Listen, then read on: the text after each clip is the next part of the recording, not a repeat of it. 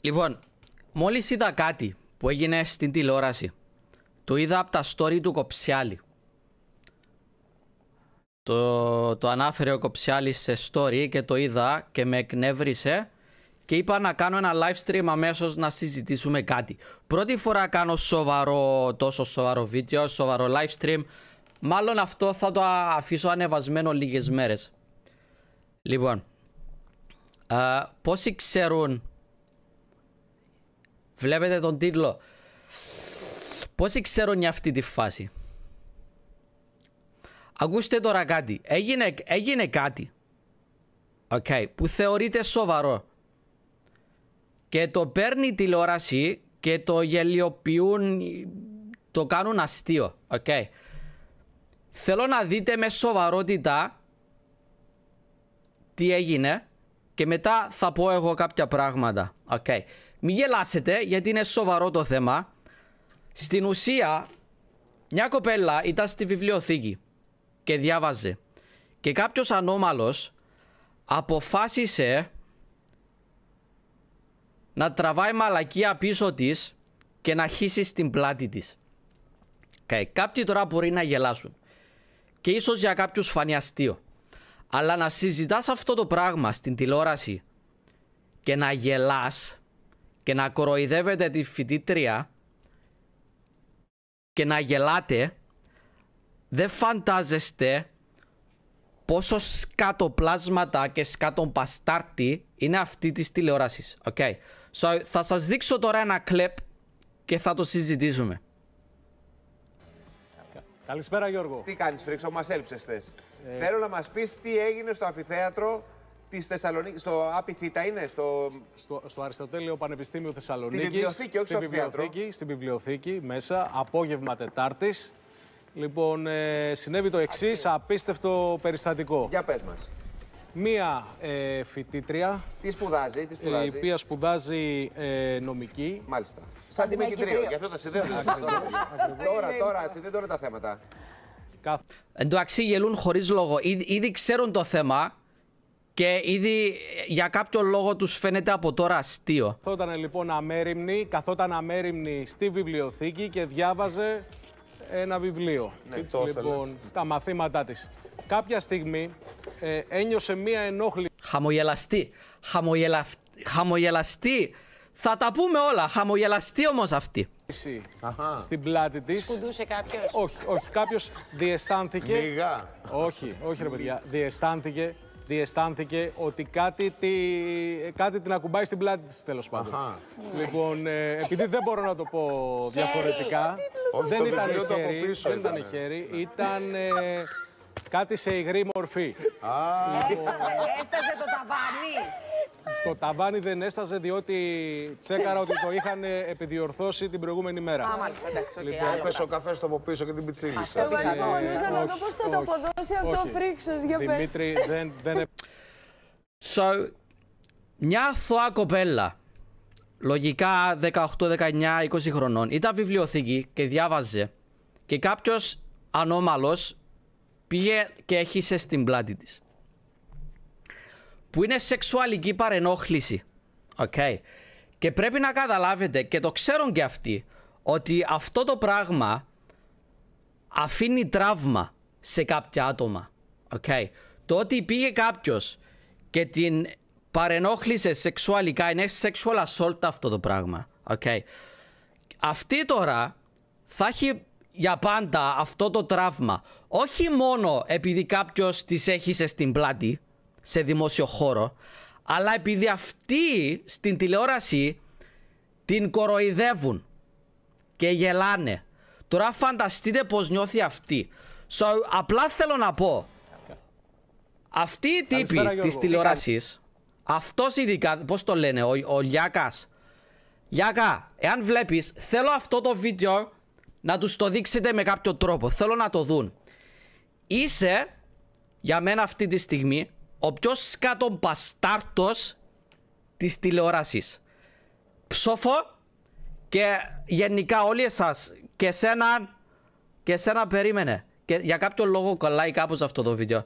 Και σένα και πού είναι την που γελάει. Αυτή που γελάει δεν ξέρω καν το όνομα της. Και άλλη γελάει. Αυτή ξαθή που γελάει. Αυτή, βασικά αυτή που γελάει. Σας εύχομαι ό,τι χειρότερο στη ζωή σας. Πραγματικά. Είστε 40-50 χρονών και γελάτε με μια μικρή που της έκαναν sexual assault σε δημόσιο χώρο. Γελάτε. Μεσημέρι στην τηλεόραση και την γελιοποιάτε και γελάτε. So, εγώ πραγματικά σας εύχομαι ό,τι χειρότερο στη ζωή σας. Ψόφω όλοι σας στα αρχίδια μου. Θέλω να το δείτε αυτό. Γιατί κοροϊδεύετε εμάς τους YouTubers χωρίς κανένα λόγο. Μπορεί να πετάξω κάποιο αστείο που θεωρείτε λίγο λάθος και μας κρίνετε τόσο άσχημα με σοβαρά μούτρα και με σοβαρούς τίτλους και λέτε στους γονείς να μας βλέπουν και έχει γονείς που δεν θέλουν τα παιδιά μας να μας βλέπετε και εσείς live στην τηλεόραση για να το δει όλη η Ελλάδα γελάτε με μια κοπέλα που της έκανε κάποιος ανώμαλος sexual assault σε βιβλιοθήκη.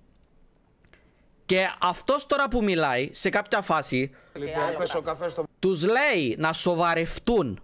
Okay, δείτε φάση τώρα. Λοιπόν, ακούστε να δείτε, επειδή το θέμα είναι σοβαρό, καλό είναι να μην κάνουμε και πλάκα σε τόσο σοβαρά θέματα. Καλά τους κάνεις. Μας επαναφέρει στην τάξη. Και για πρώτη φορά γελάει. Δεν έχει πει το θέμα, παιδιά. Λοιπόν, ναι, γελάω γιατί δεν μπορώ να το περιγράψω διαφορετικά. Λοιπόν, ο άνθρωπος... Δεν για να το περιγράψεις, για λέγε λοιπόν, ναι. Λοιπόν, αν συνεχίσετε έτσι θα κατηγορηθείτε κι εσείς για προσβολή της γενετήσιας αξιοπρέπειας όπως δείτε τα μούτρα τους. Δείτε τα μούτρα αυτής της σκατοπουτάνας. Θα το πω. Θα το πω. Δες πόσο θα σοβαρευτεί αυτή και ο άλλος ο μαλάκας μετά από αυτήν και η άλλη σκατοπαστάρτισσα η ξαθή. Δείτε πόσο θα σοβαρευτούν μόλις πει αυτό το πράγμα αυτός. Για προσβολή της γενετήσιας αξιοπρέπειας όπως κατηγορείται ο 20χρονος φοιτητής της φυσικής. Sorry, που γελάτε με τέτοιο θέμα στην τηλεόραση live. Ο οποίος έκανε το λάθος, τόλμησε να εκτονωθεί, αυτό το χαρακτηρισμό αποδίδω. Και αυτός, ο Γιώργος ο Λιάκας, που Γιώργο αν βλέπεις είσαι ό,τι πιο μαλακισμένο υπάρχει αυτή τη στιγμή στην τηλεόραση, συνεχίζεις να γελάς. Και θέλω να σε ρωτήσω κάτι που ανάφερε και ο Κοψιάλης. Αν αυτή η κοπέλα ήταν η κόρη σου, αν η κόρη σου ήταν στη βιβλιοθήκη και διάβαζε και κάποιος ανώμαλος έχισε στην πλάτη της, θα γελούσες? Θα γελούσες? Και η άλλη η σκατένη με τα μαύρα μαλλιά, αν ήσουν εσύ, πώς τη λένε, αν ήσουν εσύ πιο μικρή και διάβαζες και κάποιος έχισε στην πλάτη σου, θα γελούσες? I don't think so. Και απλά εγώ θέλω να πω ότι ήδη ξέρουμε ότι η τηλεόραση είναι καρκίνο. Ήδη ξέρουμε ότι η τηλεόραση είστε πραγματικά, εσείς οι τηλεοπτικοί παστάρτοι, είστε καρκίνο πραγματικά. Μετά από αυτό δεν θέλω να ξαναδώ μάνα ή πατέρα να μου πει εμένα μη βρίζεις την τηλεόραση, αυτά που λες δεν είναι καλά για τα παιδιά που βλέπουν. Γιατί εσείς ήδη οι γονείς και οι μεγάλοι έχετε αυτό το σκάτο να παίζει στην τηλεόραση που γελιοποιούν μια κοπέλα που έπαθε σεξουαλική παρενόχληση. Μέχρι και στο show χωρίς όνομα, αν έλεγα για αυτό το story, δεν θα γελούσα. Και εσείς φύρνεστε. Κάποιος έχισε στην πλάτη της. Oh, it's so funny. Ρε βλάκες. Είναι σεξουαλική παρενόχληση, καταλαβαίνετε. Αυτό. Δεν θα το κάνω πιο μεγάλο αυτό το stream. Απλά ήθελα να κάνω live, να πω αυτό το πράγμα. Θέλω να δείξετε αυτό το βίντεο σε όποιον θέλετε. Στους γονείς, στο Sky, επειδή είναι Sky δεν φαίνεται. Sky, τροπή σας, πτού σας, πραγματικά τροπή σας. Έχει πολύ καιρό που μου λένε να κάνω πράγματα για τηλεόραση και λέω όχι. Πραγματικά είστε ό,τι πιο σκατά υπάρχει στη ζωή και σας εύχομαι εσένα Γιώργο και εσείς όλοι που γελάτε, αυτός που μιλάει από κάτω όχι τόσο πολύ και αυτός ψιλογελάει, αλλά τέλος πάντων όλοι εσείς και πώς δεν ξέρω τα ονόματα τους, τέλος πάντων καταλαβαίνετε, σας εύχομαι ό,τι χειρότερο στη ζωή σας. Fuck you. Fuck you Γιώργο. Αυτή fuck you. Αυτή Ξαθή. Δεν ξέρω τα ονόματα σας γιατί μόνο οι γιαγιάδες μας σας ξέρουν κιόλας. Fuck you. Και ποιος ήταν ο άλλος? Ένας άλλος βλάκας. Αυτός εδώ βλάκας. Και αυτός. Fuck you. Ένα fuck you από όλο το YouTube community. Ένα fuck you από όλη την Ελλάδα. Και απαιτούμε, όχι μόνο εγώ, απαιτούμε στην επόμενη σας εκπομπή να πείτε συγγνώμη στην κοπέλα που έπαθε το sexual assault και γελάτε.